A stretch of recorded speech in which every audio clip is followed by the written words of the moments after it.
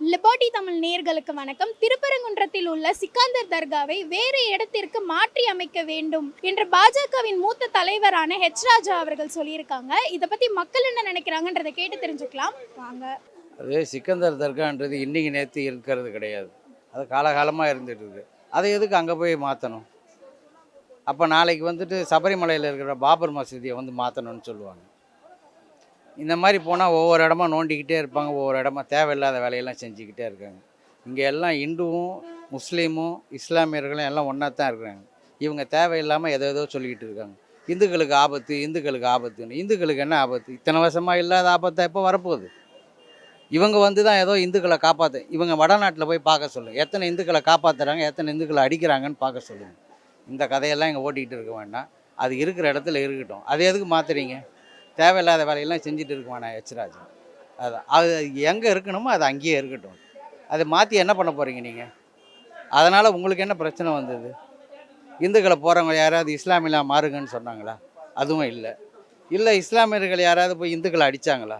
ஒன்றுமே இல்லை. நீங்கள் எதுவும் பண்ணாமல் இருந்தால் போதும், அது பேசாமல் கிடக்கும். தமிழ்நாட்டில் இந்த பாரதிய ஜனதா கட்சி மதவாத அரசியலை பண்ண நினைக்கிறாங்க. இந்த மதவாத அரசியல் பண்ணுறதுங்கிறது தமிழ்நாட்டில் இது வரைக்கும் எடுபடலை. வடநாட்டுகளில் சில மாநிலங்களில் எடுபட்டிருக்கு. அது ஒரு தவறான அணுகுமுறையாகத்தையும் நமக்கு பார்க்க வேண்டியிருக்கு.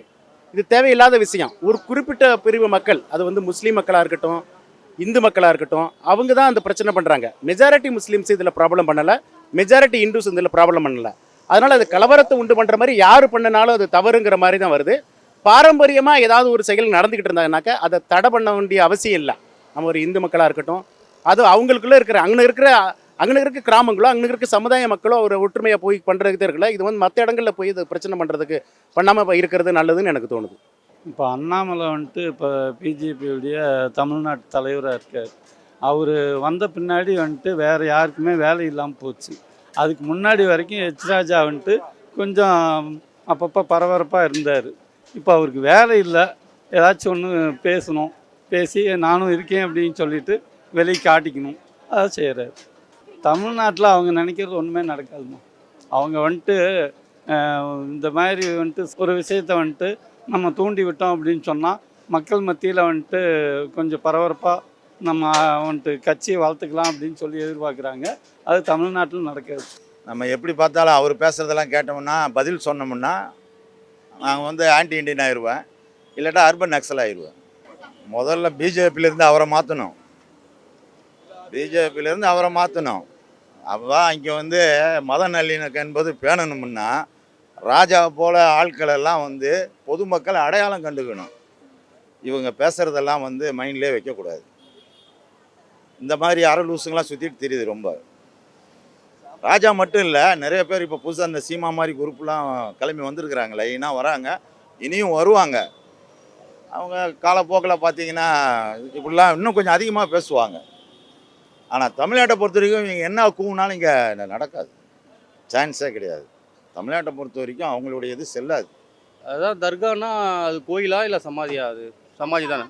சமாதி எப்படி ஒரு இடத்துல எடுத்து இன்னொரு இடத்துல வைக்க முடியும்? அது இல்லையா? தர்கா கோயிலுன்னா கூட பாதியில் டிஸ்டர்பன்ஸாக இருக்குன்னு சொன்னாலும் மாற்று இடம் வைக்கலாம். ஒருத்தவங்க புதைச்சிருக்காங்க ஒரு சமாதியை மாற்றணுன்றது அது முடியாத பட்சம் அது அவங்க மறுபடியும் அவங்க அதெல்லாம் மாற்றணுன்னு தான் பிரச்சனை பண்ணாங்கன்னா அது அமைதி நீர் குளிக்கும். அது அவங்க கட்சி ஆதாயம், அப்புறம் மக்களுக்குள்ளே ஒற்றுமையை சில குளிக்கணுன்றதுக்காக தான் பண்ணுறாங்க. அதெல்லாம் அவங்க அங்கே கோயிலுக்கு இந்துக்கள் போகிறாங்க, அவங்க டிஸ்டர்பன்ஸாக இருக்குன்னா அங்கே இந்துக்கள் கோயிலுக்கு போகிறவங்க யாருமே டிஸ்டர்பன்ஸ் இருக்குன்னு சொல்லலை.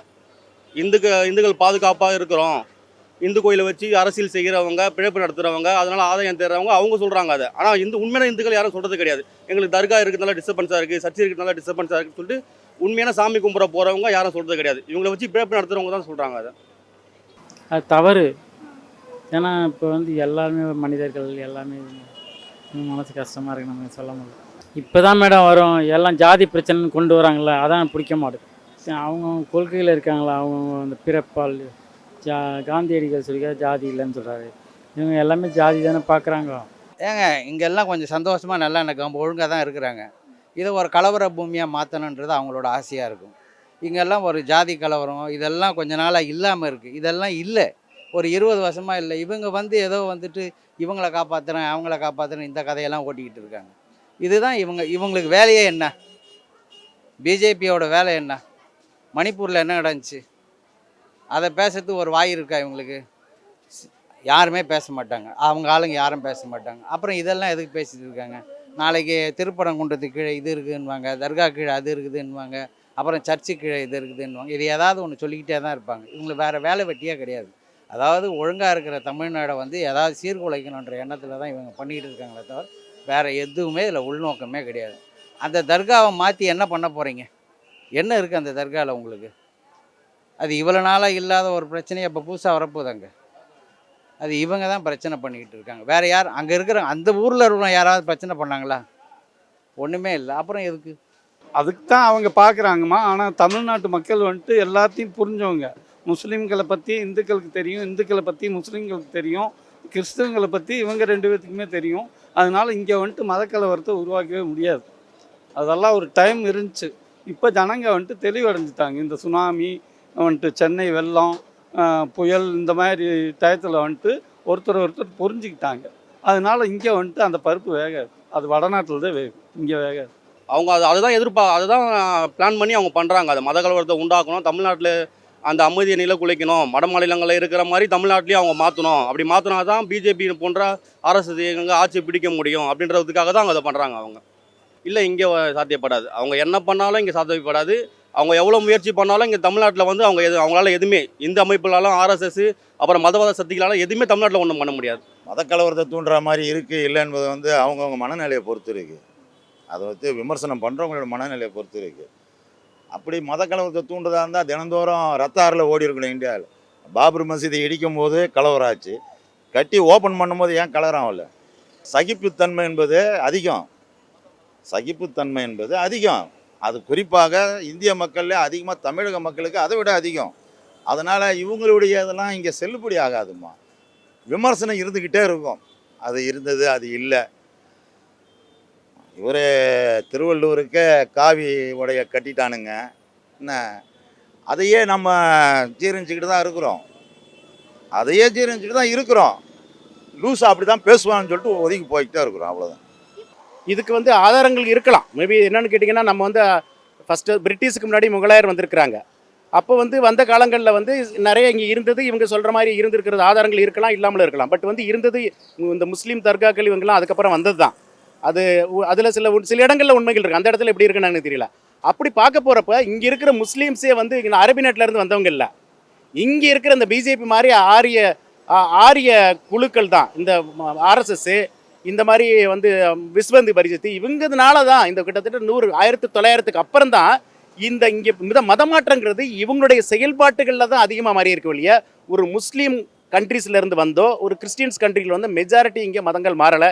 இங்கே இருக்கிற இந்து மக்கள்னு இவங்க இப்போ இன்னைக்கு வந்து அவங்க வேர்ட்ஸில் யூஸ் பண்ணுறது இந்து மக்கள்னு சொல்கிறாங்க. அதே நான் தவறுன்னு சொல்லுவேன்.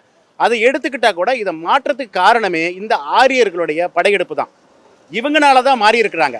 அதனால இங்கே பிரச்சனைகள் அவங்களால வரல. நம்ம அண்ணன் தம்பி பங்காளி அவங்களா தான், அப்படி அவங்க தான் இருக்கிறாங்க. அதனால இன்னைக்கு இருக்க காலங்களில் அது வந்து சமுதாயத்தில் பிற்காலங்களில் அது வந்து யோசிச்சு ஒரு அண்டர்ஸ்டாண்டிங்கில் தான் பண்ணிக்க முடியும் இல்லையா. இது எப்போ பார்த்தாலும் கலவரம் பண்ணிக்கிட்டே இருந்தோம்னா நாடு வந்து நிம்மதியாக இருக்காது. வருங்காலத்தையும் சிந்திக்கணும் இல்லையா. இதுக்கு பெரிய வந்து மதங்களுக்கோ ஜாதிகளுக்கோ இனிமேல் முக்கியத்துவம் கொடுக்க கூடாதுங்கிறதா என்னுடைய கருத்து, யாராக இருந்தாலும். இப்போ திடீர்னு என்ன இஸ்லாமியர்கிட்டே இப்போ எதுக்கு நோண்டிக்கிட்டே இருக்கீங்க? ஏன் இந்துக்களில் யாரும் ஃப்ராடு பண்ணுறதே கிடையாதா? இந்துக்கள் எல்லாருமே நல்லவங்களாகவே இருக்காங்களா? சொல்லுங்கள். அதில் அங்கேயும் இருக்கும், இங்கேயும் இருக்கும், இதுக்குள்ளேயும் இருக்கும், அங்கேயும் இருக்கும், எவ்வளோ இருக்குது. இதே இந்துக்கள் கோயிலுக்கிட்ட எவ்வளோ இந்துக்கள் தான் ஆக்கிரமிப்பு பண்ணுறாங்க. இன்றைக்கி வருது இல்லை பேப்பரில், இவ்வளோ கோயில், இதெல்லாம் யார் பண்ணியிருப்பாங்க? அதெல்லாம் மாறிட்டு தான் வரும். இவங்க புதுசாக ஏதோ ஒன்று அரசியல் பண்ணுறதுக்காக இதெல்லாம் கூத்து நடத்திட்டு இருக்காங்க. சரிங்க, இங்கே பரோட்டாவும் பாலும் ஸ்ரீரங்க ரங்கநாதருக்கு நைட்டில் அதை தான் கொடுக்குறாங்க. அப்போ அங்கெல்லாம் அதெல்லாம் பார்க்குறது இல்லையா? அதெல்லாம் பார்க்க சொல்லுங்கள். இங்கே எல்லாம் ஒழுங்காக இருக்கிறாங்க, அதை இவங்க கெடுக்கலாம் வேண்டாம். இவங்களுக்கு வேறு இருந்தால் பார்க்க சொல்லுங்கள். அதுதான். ஏன்னா இது பூமியே வந்து தலை மேலே தண்ணியை தூக்கிட்டு போனாக்கா அது நார்த் இந்தியா, இடுப்பில் குடத்தை தூக்கிட்டு போனால் அது தென்னிந்தியா. இவ்வளோ தான் வித்தியாசம். தண்ணி தூக்குறதுலேயே வித்தியாசம் இருக்கும். அந்த ஊரில் கலாச்சாரத்தெல்லாம் இங்கே கொண்டு வருவானா. இங்கே எல்லாமே நாங்கள் பட்டையை போடுறது, நாமம் போடுறது எல்லாம் ஒன்றா தான் இருக்கிறோம். இதுக்குள்ளார இந்த பிரச்சனைகளை இங்கே கொண்டு வர வேண்டாம். இது இருக்குது, அது இருக்குன்னு.